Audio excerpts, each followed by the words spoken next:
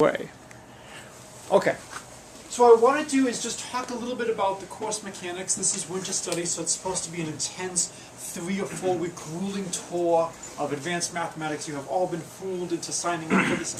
This is winter study. It's supposed to be fun. I was recently with my family at the Children's Museum in Tucson, and they had a beautiful quote by Albert Einstein. Play is the highest form of research. And I think this is a great motto for the class, and what I want to get out of this is I want to show you some fun and interesting mathematics as well as some allied disciplines. So one of the things that often happens is you don't really see how math is applied. And what you do in a beautiful theoretical math course is very different than what you do in the real world when you want to do something with it. So what I want to do is I want to review some of the math that you've hopefully seen, or if not have seen, hopefully will see if you continue as a math major or just continue as someone who's a friend of the math stats department and takes a bunch of classes. I want to show you what the math can be used for. And there are lots of different ways to do this. I have 2 young kids who are 4 and 6, so a really good way for me is to do something like the mathematics of Lego bricks. And this is just a nice way to see how things are done and have fun.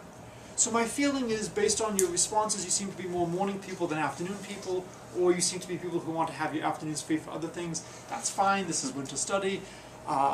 Eventually it will be a net positive degree outside, and it will be possible to do things there again.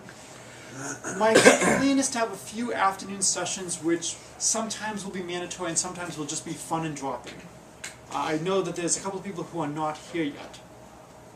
And so I want to talk a little bit about some of the major themes. So one of the themes is basic combinatorics. Hello, welcome. Is trying to figure out how many different combinations can you have from a Lego brick. Is there anybody here who has not played or researched with Legos at some point in their life? I did not make this as a prerequisite for the class, but I'm assuming everybody has, just in case. I brought a couple of Lego spaceship creations. While I admit this is not a great enterprise, this is from a rival to Lego. So who knows what this is? Mega Bloks. So my brother got me the Enterprise D from Mega Bloks, and with the extra pieces left over, I tried to build 2 Star Trek ships. There's something even lower than Mega Bloks. Anybody know what the lowest of the line is? Alright, since this is being recorded, I won't say the name of the company, because that could open me up to a lawsuit. Not all bricks connect as well as Legos. Now, for some things, when you have to decide as a consumer, what do you want? Do you want the set that connects best, or do you want the set with more pieces? Mega Bloks, for the most part, I think is fine. They connect fairly well. I have some issues with how they do their directions.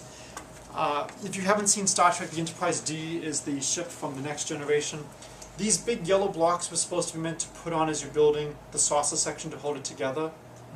But they didn't have you put them on until the saucer section was basically constructed. So these yellow bricks were essentially useless. One of the hardest questions is, how do you create an instruction for a Lego set? What pieces do you use? What order do you do things? So a major theme of the course is going to be trying to teach you about efficiency. How many of you have heard of projects like SETI, Search for Extraterrestrial Intelligence? The Human Genome Project. GIMPS, the Great Internet Mersenne Prime Search. Riemann Zeta Zeros. A lot of these are parallel computing tasks. Some people have screensavers running them. If you go to the library, if you are anybody who does computational work, you will cringe when you walk into a library and you see all these computers that are basically being used for what? What do you guys use computers in the library for? Printing. Printing? Oh wow, yeah, you need a really expensive computer for that. What else? Writing papers. Writing paper, okay, yeah, Microsoft Word, that's a, yeah. Okay, what else? Using the internet. Using the internet. I think there's one more. Maybe not. That might be everything. If you include email as using the internet, I think that's everything. So you have all these expensive computers, and for the most part they're being extremely underutilized. For the most part they're idle. And so the question is, what could we do with these computers? Well, one of the things is to network the computers and to take some very difficult tasks and farm them out. Now, there are some things that you can farm out better than others. Some of you know I have a tendency to talk about baseball. Okay? If you're playing a baseball game, you really can't pitch to the second batter in the inning before you pitch to the first batter. You kind of have to go through the order in order. In fact, that might be the reason why it has this name. There are a lot of other tasks that you can split up, and you can do a bunch of parts simultaneously and then try to merge them. And so when you have a project like that, it's ideally suited for parallel computing. And so the question is, when do you have something that can be broken up? So if you're looking for primes, you can check different numbers for primality. You know, is this number divisible by only 1 in itself, independent of other numbers? And then what you can do is you can assign a bunch of computers different blocks to look at. And then when they're done, you can amalgamate the results. How many of you have heard of Conway's Game of Life? So I was a graduate student at Princeton. I was fortunate to have a lot of interactions with John Conway. So roughly, you know, the Game of Life looks something like this. You have a grid, and you have a bunch of cells. You don't have to do it on the standard grid like this. You can do it on more interesting shapes as well. And you have a bunch of cells that are filled in. And then you have rules about when new cells are created or destroyed. And it's going to be a function of the neighbors around it, and you see how the system evolves in time. What you can do is you can have a bunch of computers looking at each grid, figuring out what happens in terms of its neighbors. And then each computer, each part of the computer deals with one aspect, and then you feed all that information in and you keep iterating. You don't have to have one computer sequentially going through. So you can speed up a lot of the computations. The difficulty then becomes, how do you manage the memory issues between the different parts of the program, or the different processes? Because they're all going to be needing certain files in common. Okay, I left the instructions in my office. I will bring them down for the afternoon session. I thought a fun goal, you know, a fun high point for this class would be to build the 3,152-piece Superstar Destroyer in the fastest time possible. There's no clear, I've been talking with various people, what's the definition of fastest time possible. I've seen groups of 5 competing in competitions doing it in about 90 minutes. I have no doubt that we can beat 90 minutes. The question is, can we do 10 minutes? Okay? This is not going to be easy. And to me, this is going to be a great way to try to see how to do the theory of parallel computing. And so I'll talk a little bit about the theory of parallel computing. What is it? What needs to be done? How do you figure out the best way to do things? There is, you know, so many different things you can talk about. And for me, I want to just use this class as a springboard. So I'm going to just talk about a couple of things right now. How many of you have ever been to a museum or been dragged to a museum? What do you see in a museum? Exhibits. Exhibits? What else do you see? Can't touch. Things you can't touch? Sometimes things you can't touch. Sometimes things you can touch. My favorite was I went to a museum on Math12. It was family days. I was dragged there with my kids, and they had an exhibit of Sol LeWitt, and one of his things looked like a triangle with a triangle cut out of it. And so, you know, I'm really not that appreciative of much of modern art, but my daughter, she's 6, she made me enjoy this. She goes, Daddy, Daddy, Daddy, what? It's Star Trek! What else do you see in an exhibit? Or what else do you see in a museum? If you're a mean, bad person, you might notice these a little bit more than other people. Cameras, watches, guards. Right? What is the purpose of the security guard? To protect the artwork. To protect the exhibits, right? To prevent things from being stolen. How many security guards should you hire? Should we have 1,000 security guards in each room? Enough to see all corners or all parts of the museum? Not necessarily. Why might we not want to hire that many security guards? I'm sorry? Pay them. You have to pay them. It might actually be better to have a small number of paintings stolen, right, than to pay the money for the security. No, seriously.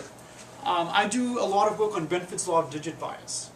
And so if you look at, you know, a lot of data sets, you can ask, how often is the first digit a 1, how often is the first digit a 2, etc., etc., etc. So if you look at the Fibonacci numbers, if you already know the answer, please don't speak up. How often do you expect the first digit of a Fibonacci number to be 1? So the Fibonacci's are 1, 1, 2, 3, 5, 8, 13, 21. Each one is the sum of the previous 2. If you just had to guess naively, What would you guess? How often is the first digit of 1? Just completely random guess. What would you think is a reasonable first guess? 1/9. 1/9. Right? Supposed to start off with 1/10, right? Because there's 10 possible first digits. I guess about 10% of the time. And then you realize, oh no, it can't be 1/10 because I'm not going to start off with a 0, so I correct to 1/9. So you might think all numbers are going to occur about 1/9 of the time as a leading digit. The actual answer is about 30%. The first digit of 9 is about 4.5%. The IRS and other organizations use this for data integrity, for detecting fraud. And so there was a really nice example where they actually caught a person at a major credit card company for doing fraud because of Benford's Law. So they were looking at all the transactions of this company, and they noticed there were a lot more transactions that started with a 4 than there should have been. A lot more data entries with 4. They investigated further, they found a lot of 4/8s, 4/9s. They investigated further, and there were about $4,800, $4,900 entries, and a lot of these could be attributed to one person. What happens if you lose your credit card? Or if you have a Target credit card? What happens? What do? You cancel it. And then, are you liable? It's wonderful, right? You just call the credit card company and say, someone stole my credit card, and they say, okay, you're not liable for the charges. Now you're the credit card company, what do you want to do? Okay, so there's, $20.05 of disputed charges. How much time as a credit card company do you want to spend trying to track down somebody for $20.05? Not very much. Not very much. What if it's $20,000? Probably a bit more. Probably a bit more. So credit card companies have a threshold. Anything below the threshold, if you've seen the Seinfeld episode, they just write it off. Anything above the threshold, they investigate. The threshold for this company was $5,000. What a person was doing was he was having a bunch of his friends get credit cards, run up debts of about $4,800, $4,900, and then they would call. And if they didn't get their friend, they would just ask for their account balance or something. And if they got their friend, they would report their credit card as being, oh, I'm so sorry to hear your card was stolen, don't worry, we will cancel your credit card immediately, you're not liable. And they caught him by seeing the spike. For the credit card company, for the most part, it was not worthwhile investigating fraud above $5,000. Now what the card company should have done is anything above $5,000 should have been investigated. And then what else should they have done? Again, they only have finite resources. What should they have done? Yes? Randomly investigated things under that? Randomly investigate some things below. If you tell people, now, I'm not going to check anything below this, you're basically setting yourself up. But if you say, some of these things will be randomly checked, all of a sudden it's a very different game. So going back to a security guard issue, at some point it's not worthwhile to hire more security men. The more men and women you hire to patrol the corridors, they cost. And the amount of theft that they're preventing may not be enough to justify their salary. The other issue is if you have too many people, they're going to get in their way. Right? If you try to imagine what it's like to be in a kitchen, if you're in a restaurant, I've spent 6 years working in restaurants, you can't put too many people physically in the kitchen. They will get in each other's way. When we're trying to build the Superstar Destroyer, a big issue is going to be how to space all of ourselves out so we're not getting in each other's way.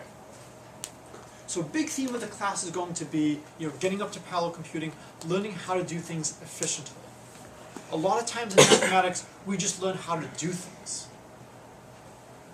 Okay, that's great, that's step 1.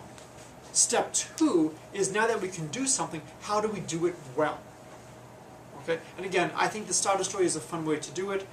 So far I have bought 2 Superstar Destroyers, I may be buying a third, so we have plenty to practice with. The actual competition, we can only open it the moment of the competition, but we will have to have one to practice with. I did buy another set, a electronic crane with I think 2,600 pieces that we can practice with for parallelization purposes. Other things I want you to learn is combinatorics. So if I give you a bunch of Lego bricks, how many different ways are there to combine them? So the simplest Lego brick is something like this. It's basically a 1 by 1, and it's either 3 units high, 1 unit high, it doesn't really matter. If I give you 10 Lego bricks like this, how many ways can I combine them?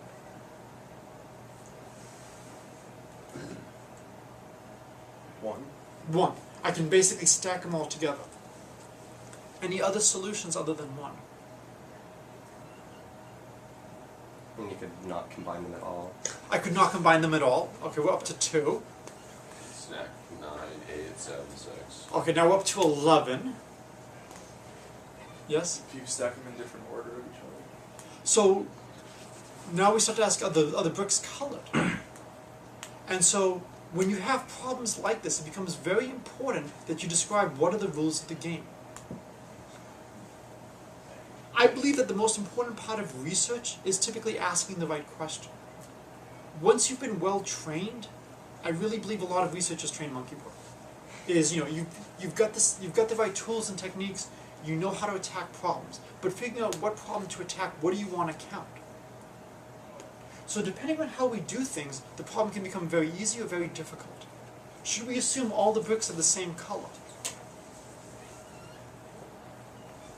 No. And the other choices? Yes. Yes. Right, so depending on your choice, it's going to be very different. Which do you think is the easier case? Same color or different colors? Same color. I think same color is easier.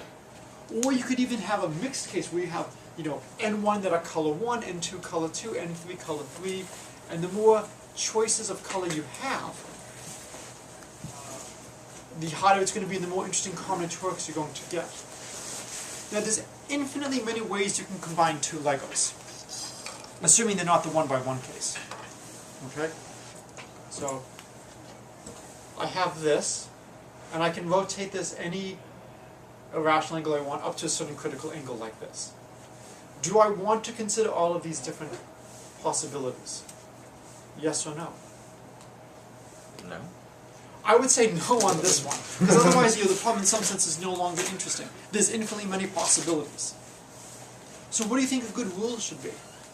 How many connections can you make? Okay, what's your definition of a connection? How many of the nubs can you use connect, and which ones? So do you consider this a connection? Yes. But But the now I angle have- doesn't change the connection. Okay, so now what you would have is you would have basically shapes where you would have the ability of rotating them around. Now one interesting thing is if I have something like this, I could have things go all the way around and actually connect into it like a loop. And if I put this at a different angle, the same number of bricks would not loop back. So if I use that as your definition, it now becomes a very difficult problem. That's a great problem to study. But if I allow myself something like this, depending on how the angles are, there'll be a certain critical thing where with 5 bricks I can get around, but with 4 bricks I won't be able to. So what might we want to do to make life easier? Yes? You could either consider it, if 2 pegs are connected, to consider that a connection, or if you're not allowed to rotate with only one connection, that you needed 90-degree angles. Excellent. So I think a good working definition of connected bricks would be 90 degrees. This would be acceptable, this would not. So again, I just grabbed a couple of my Lego stuff from home. This is why you always have to keep at least one nail not cut, especially if you're working with Legos, right? You've got to be able to disconnect pieces at a reasonable amount. Okay. So, I have 2 Lego bricks like this. So we consider this a connection, snapping it like this. Is this a connection? I'm sorry? I mean, for a lot of the stuff I like to do, I like to be able to have connections like this. This is one of the differences between using pieces that are 1/3 of a unit high and pieces that are a full unit high. You're not going to be able to do anything like that. So again, whenever you have a problem, you have to figure out what is the space you're going to study, what are the questions you're going to ask. And depending on what you choose to study, you're going to have very different possibilities. If we confine ourselves to full-size bricks, we don't have to worry about something like that. Now there is the possibility of going through something just with the 2 holes over here. Right? And so we have to say, are we allowing ourselves to do anything in the holes here? Or do we have to basically have dot go into hole in the natural order? Which is how I think I would define things. Okay, how many ways can I combine two of these bricks?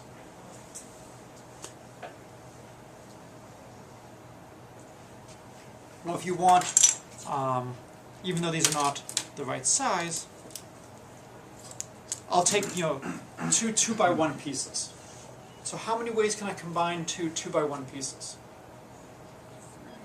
3. So what are your 3 ways? First one would be one on top of one. One on top, And then the other way. Like, the other way. like having like switching it around so that the other peg is connected to the other peg. Or flipping Right. the other way. Yeah, and then. So we're going to, okay, so I'll disassemble the Klingon ship a little bit more. We'll assume the bricks are now completely identical. So this will be the same as that. I won't be able, so 2. Are there any other ways to combine these 2 pieces? Well, didn't we say 90 degree? Any 90 So degree 90 thing? degrees. So how else could I do it? So you can match them like this. So I could have them at like a little intersection like this. Or if you want, on a bigger scale, like this. Or the other way. What's the other way? That way instead of. Okay, so now this is the interesting thing. I could have it like this, or I could put this piece up over here. Are these different configurations? Yes. Well, not on the. That's. Yeah. Technically, not if you flip it or rotate it. No. I can't flip and rotate. So let's. I was quite upset when I arrived here that the blackboards were not erased. This is a major discourtesy not to erase blackboards at the end of a lecture. I could have left some of the Tic Tac Toe games. How many of you have ever played Tic Tac Toe? I'm just to warn you, I'm really good. I have played a lot of games at the elementary school playground because kids challenge me when I'm there. And I think I am like 6-0-1. Right. I will assume everybody knows Tic Tac Toe. How many of you have ever played Gobble Tic Tac Toe? Yeah. Maybe I'll bring in Gobble Tic Tac Toe. One of my students beat me last year and that helped him get a job. It's a very interesting game. The difference in Gobble Tic Tac Toe is you have 2 large, 2 medium, and 2 small pieces, kind of like the Russian dolls with dolls inside. And you can gobble pieces on your turn. So nothing can gobble a large. And so on your turn you can either put down a new piece or gobble a piece on the board. And the game becomes a lot more interesting. That's one of only 2 interesting variants of Tic Tac Toe I know. There's only one other interesting variant of Tic Tac Toe I know. But I will go back to the standard game now. How many opening moves are there for X? 9. Okay? Give me another answer. 3. Right? So one move is into the corner. And these moves are all equivalent. I can rotate my tic-tac-toe board and get to any of those moves. The second move is over here, and the third move is over here. So when you're trying to analyze tic-tac-toe, there's really only 3 first moves. So let's say, where should you go? Where should you go in tic-tac-toe? 3, right? Okay. You should know that your opening move, you have the chance, go for the corner. Roughly, why do you think you should go for the corner?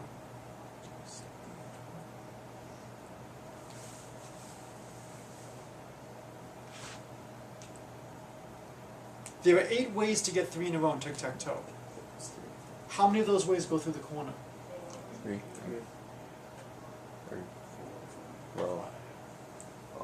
Oh, the number keeps getting higher and higher. I'm all the way up to 6. Which ways don't go through the corner? 1, 2, 3. There's 4 ways that don't go through the corner. Going through the corner, 1, 2, 3, 4. Wait, what? I'm sorry, this is at the middle. Sorry. Did Oh. I say corner? I'm sorry. How many ways are? Okay. How many ways are there to get 3 in a row going through the middle? 4. How many ways are there through other possibilities? And if I go through here, there's only 3. If I go through here, there's only 2. Again, that's not a proof that the middle is the best, but it indicates, well, if I go in the middle, I've already taken 4 out of the possible 8. Let's say I go over here. How many responses are there? 8. So one possibility is there's 8 responses. Can I refine 8? 5? 5. So what are the 5? Yeah. 1, 2, 3, 4, 5. Okay. Describe them! The top 2 next to the X, the 2 below Okay. that. Oh, sorry. Yeah. No, yeah, so, yeah. oh yeah, so 1 and 2, and then the 2 below that, right below, the 2 immediately below the top 2. So that, the middle Middle square, is the middle 3. square, Okay, middle square, okay. and then Corners, the 4. right middle, The right middle, yeah, okay. and then the bottom corner. So there's 5. Now if I go in, can I get from, say, going here to going here by rotating? You can get it by flipping. You can get it by flipping. So if I take the mirror image, if I flip it along that line, the game is the same. From the purpose of playing tic-tac-toe, does it matter if I go here or here? No. And this is where you can really get those kids on the elementary school playground. Right? Because they're not really doing that calculation. But there's really no difference between here and here. Anybody here biology or chemistry? How many of you have heard of chirality? Okay. So when you have certain biological and chemical compounds, you can talk about handedness, you know, about the order of it. And it actually does make a difference if you have a compound or if you have its mirror image compound as to how does it interact. And so I've posted a science article about that.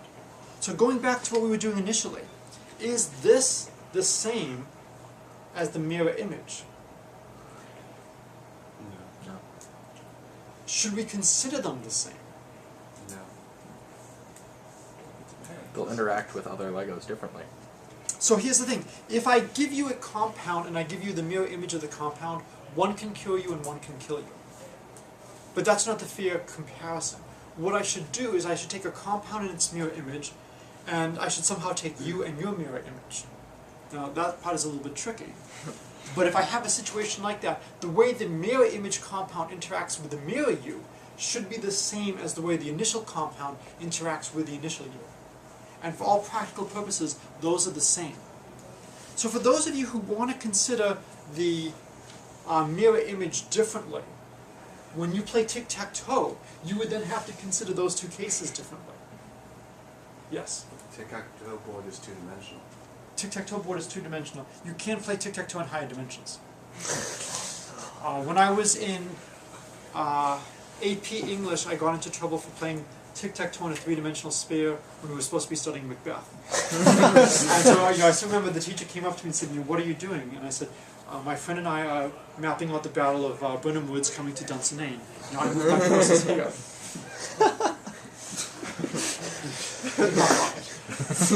But no, you can play tic-tac-toe on a sphere, you can play tic-tac-toe on a 3-dimensional board cube, you can play it on a torus, lots of different ways you can play tic-tac-toe. And from the point of view of analyzing, and so we were talking about game theory, does game theory count? When you want to do something like this, right? The whole point of this is to use this class as a springboard, okay? When you try to analyze something like tic-tac-toe, does it really matter? How many of you have ever seen an ambulance chasing you or driving behind you? What do you notice if you look in the rear mirror about the ambulance? The word ambulance is written correctly. Now, if you just go to an ambulance and look at it, the word is written incorrectly. Why do they write ambulance backwards or So flipped? you can view it in your review. Yeah, so that when you look in your rearview mirror, what is it's set up so that this is a situation where they know you're going to be observing it through a mirror. When you look at a Lego structure, I could reflect it in a mirror, and it's still the same Lego structure. And so if I give you a really good mirror reflection, you won't know did you have the original structure or its mirror image. So in terms of analysis, I've hopefully made a compelling argument to consider this and its mirror image the same. This is why I actually wanted to use, these smooth pieces, because with the smooth piece, I can actually just slide it up, and it's much easier, picking it off every time. Okay? So is everybody convinced that for counting purposes, we want to consider two constructions that are mirror images of each other equivalent? Why might you not want to consider them equivalent? Yeah, because what if we have the mirror of some combinations and the initial of some combinations in the same structure? Then the mirrors won't match with the initials. Okay, say it again? So if you have like a right angle like this Yes. in your overall construction, Right. and then all of a sudden you have a right angle like this in the same construction, But- the mirrors are not the same. But that's now different. It's got to be the mirror image of the entire object, not a local mirror image, a global mirror image.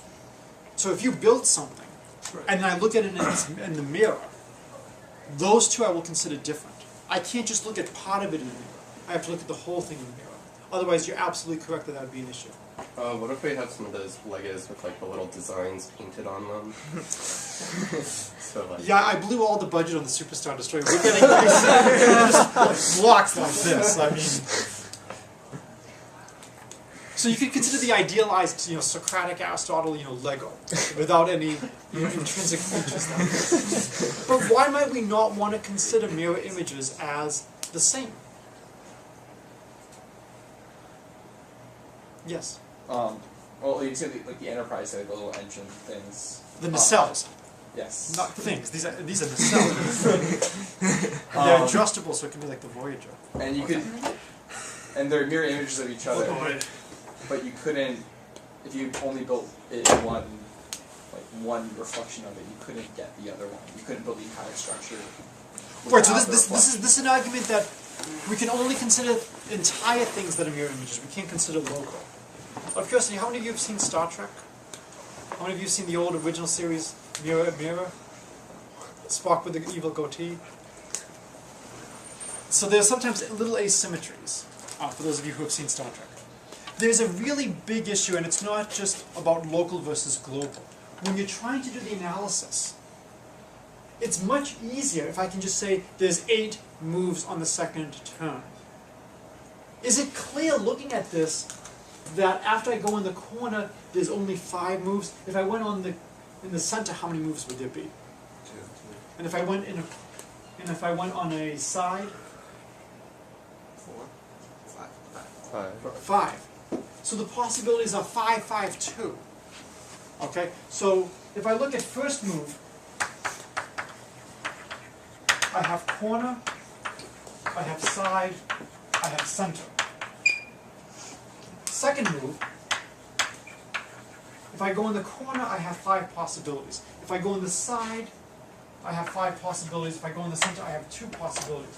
When you're trying to figure out how many games of Tic Tac Toe are there, it's much harder if you consider 2 games that are mirror images of each other as the same. The analysis is a lot easier if I don't consider mirror image. Okay? So when you're doing computations, sometimes it's worthwhile not to use certain symmetries. But at the end of the day, when you're trying to analyze, if you are trying to beat those elementary school kids, and some of them have big egos, how good they are at tic-tac-toe, and they're going, you can't beat them. I'm a firm believer of people needing to learn. I do admit sometimes it is hard when they're crying, but they get over it. Anyways, would you really want to break this up into 8 possibilities for the second one?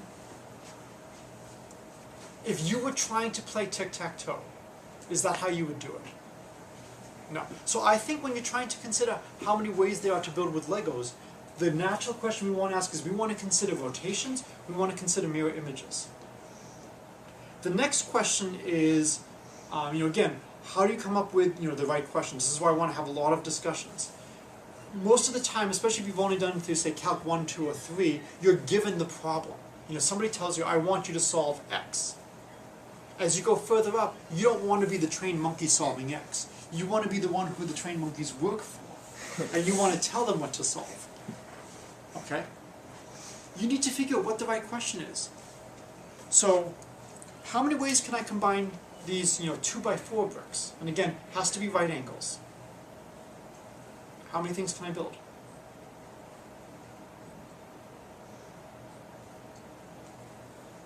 Well, start telling me what I could do.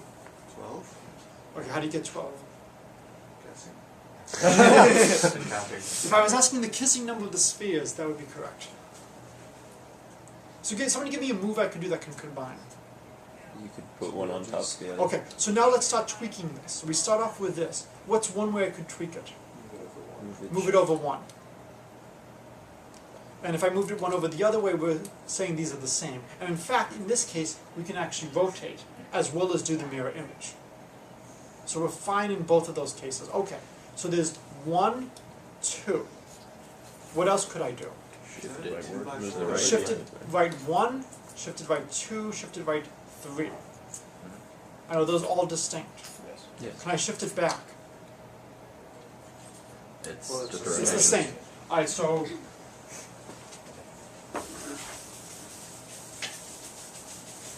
we want to start recording things. So we had 2 initially, then we got 3 more. Okay? 2 by 4. Alright, what else could I do? Put one corner, One in a corner like this. and then you can what? also do 90 degrees at the corner. Then I could do 90 degrees at the corner. So now this is getting really tricky, because is this different than this? Yeah. Alright, so let's look at it like this now. This way, how many ways can I do it? You can also shift it one to the left. Okay. One more to the left. And can I shift it one more? Then it's just repeating that. Right, so in fact, when we got like this, maybe we should have actually considered those shifts. So one of the hardest parts in probability of combinatorics is avoiding the double count, is going through the list the right way. So here we agree we have 3 more like this. Alright, so we now have to add another 3. And then we don't have to worry about the other side. Now what about this way? How many ways could we get? We have 1, 2, 3, and then we've already counted this. So it's 3 more.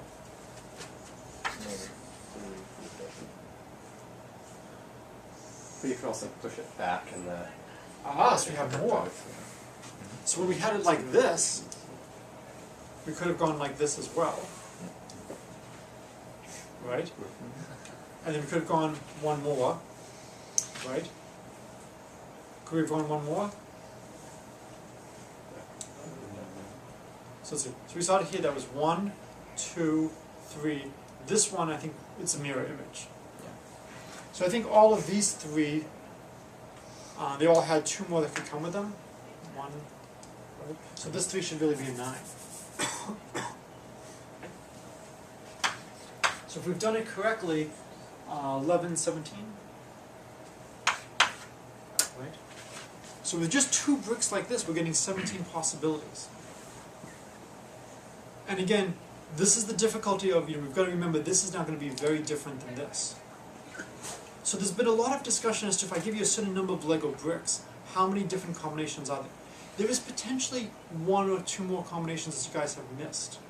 And it's a question of whether or not we should consider them a combination. Just not touching. Yeah, just either like this, or like this, or like this. If they're not connected, does this count? Should I be able to pick up the structure and have all the bricks remain attached? Is that enough of a definition to eliminate possibilities like this? We'll assume that the Legos have had super glue put in, and so if they're connected, they will stay connected. I will make that assumption. Is that enough to eliminate possibilities like this? No, why not? You could have another piece connecting them. I'm sorry? If they were at the top, it would stay. So one thing is I could have something on the top. Alright, so not only will I pick it up, I'll swing it around like this. And I'll play catch with it. Is that enough to eliminate pieces that are not connected? Well, if there's a third piece running on top Third of it piece? or beneath them. Okay. Alright. Third piece, yes. Third piece now. So if you have the 2 not connected but sort of adjacent to each other, Right. and then that third piece either below or above, touching both pieces, keeping them in place basically. But now they're connected. Right? But not, well, yes, but the initial 2 aren't. What you could do is if I have enough Lego bricks, is I could actually make maybe a hollow cube container. Right? and then just put some Legos inside and put another structure inside. So no, you've really got to think, what is the question you're trying to study? And so if I allow myself to do something like that, the combinations become astronomical. So you need to have rules of the game. So a standard rule of the game is all bricks must be connected to each other. You know, it's not enough to be touching, there has to be a physical lock. And if we don't have a physical lock, we are not going to consider them connected. So one of the projects for this class, which I would hope some of you would like to do, is write a computer program to take as input a couple of Lego bricks and figure out how many different structures can you form. You know, they don't have to be cool things like an X-wing or something like that. You know, I don't care. You know, something like this. We will consider this. You know, perfect. Well, that kind of looks like an Enterprise. But, you know, we'll consider something like this a beautiful Lego shape. Okay. How many things like this can I build? There's another rule that sometimes people use, is that if you have n bricks, it must be n levels. That you can't have multiple bricks at the same level. Do you think that makes the problem easier or harder? Easier. Easier, right? And then you don't have to worry about all the different things.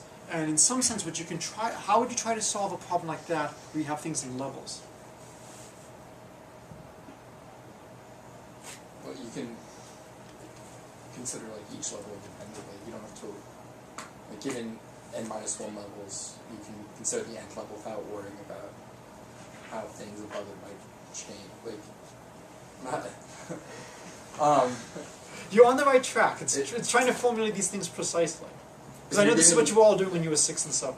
You're getting like a set of structures that are n-1 levels tall. It's easier to consider the nth level by seeing where you connect any. So what you want to do is some sense of induction. You want to basically break things into lower quantities and build up from that. Now the problem is, how many ways can I add a brick to this? 17. 17, right? We just calculated this. How many ways can I add a brick to this level? I'm sorry? 34?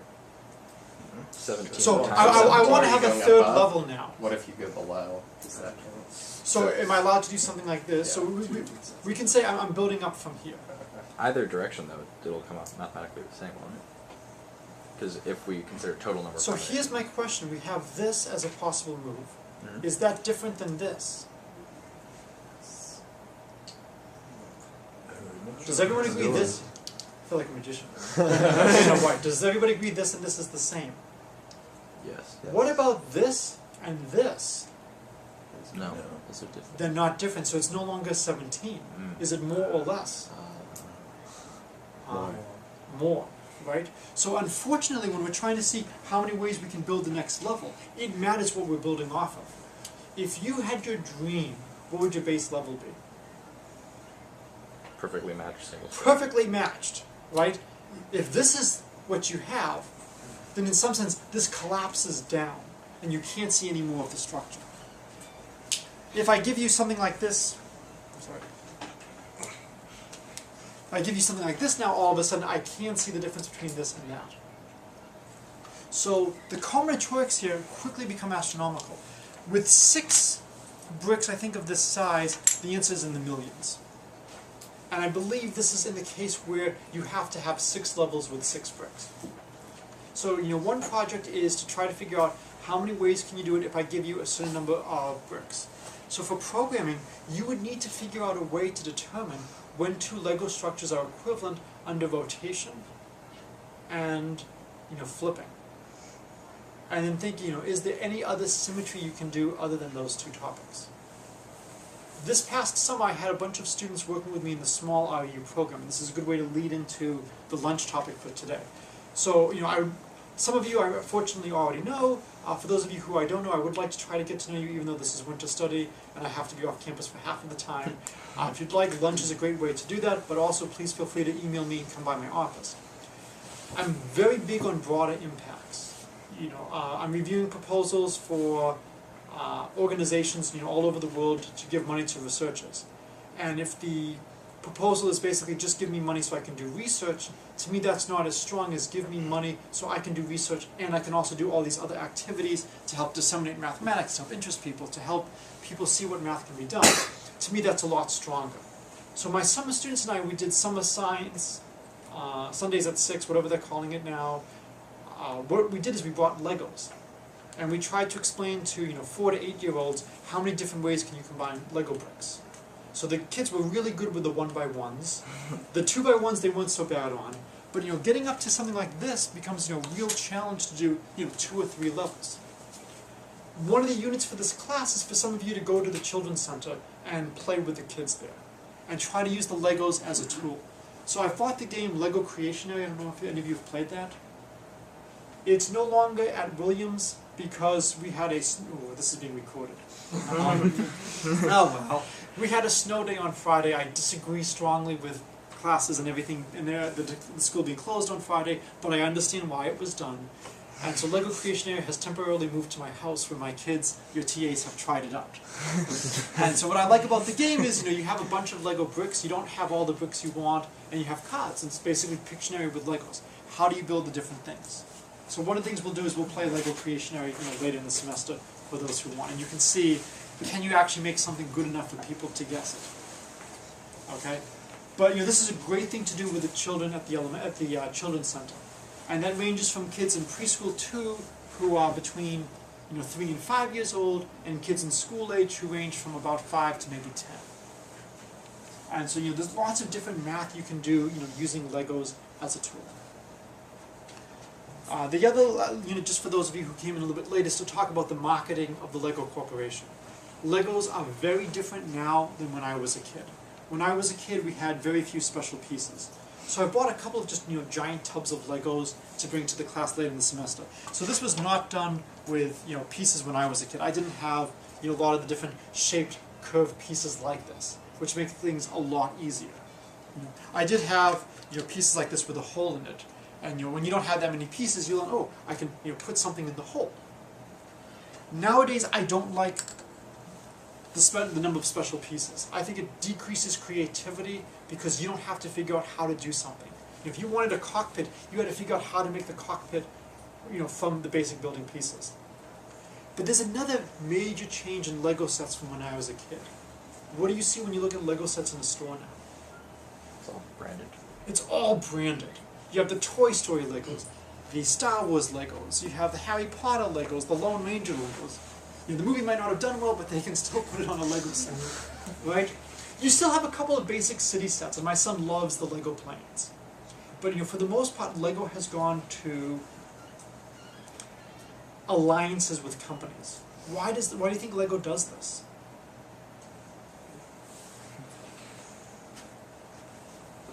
Yes. Money. Money, right? People like Star Wars. People like Legos. People will like Lego Star Wars, right? And so it's trying to sell products. How many of you know what movie this is? E.T., good, all right? What's the famous product from E.T.?